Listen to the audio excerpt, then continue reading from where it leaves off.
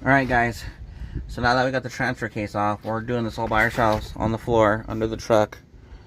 Get some plywood under here, we got a bunch of bullhorns on here, stickers. So yeah, after we got that bad boy out, we're gonna go ahead now, and I don't know why I didn't, but unplug your battery, because you gotta drop the starter.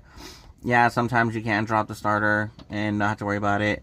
I usually don't take the wires off the starter when I drop it, but if the fucking hot wire touches any piece of metal, it'll start fucking sparking right away.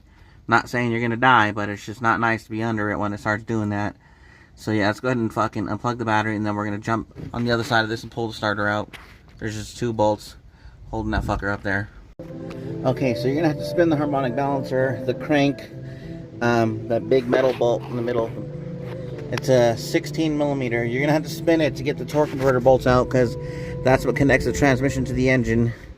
The torque converter bolts are 15 millimeters. You got to get the starter out, because you can only see them behind there. They'll pop up there. Just kind of see there's a hole. That's not where one is, but that's kind of how it works. So you spin this, and there's, I believe, 3 of them on these old 350s. Not old, but whatever. So yeah, you're gonna spin this crank 16 millimeter.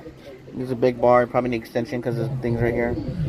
Until they pop up, and then you'll see them. They'll pop up, and then you get your 15. Ideally, a long thing like this would be nice, because it helps with leverage, gets them off easier. So we'll go ahead and show you real quick. Spin it. Hold on, it's gonna pop up right now. Let me rotate it real quick with my one hand, because I need both hands. Okay, so I'm just showing you from the passenger side real quick, but that's that side. This don't have that skid plate on it, so it's cool.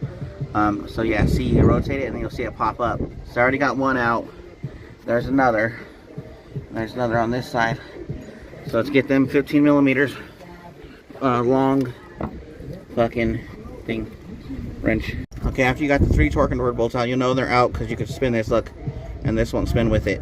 So now we're gonna work on our bell housing bolts. They're 14 millimeters.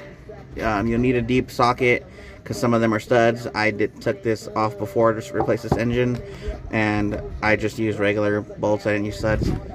If you're familiar with fucking 700 R4s or 4L60s, not the E, there is a detent, a kickdown cable for your transmission. It's a 10 millimeter, so you got to get that one out first, and then those cooler lines before you can even pull the transmission out. So keep that in mind. So that kickdown cable bolt is a 10 millimeter, and there's gonna be like a little hook in there that's connected inside the transmission. Don't just go pulling on it all hard. So you probably should hold it in the back, but it's just being held by the bell housing bolts. But you got to disconnect the detent cable right here. See, it's connected right there.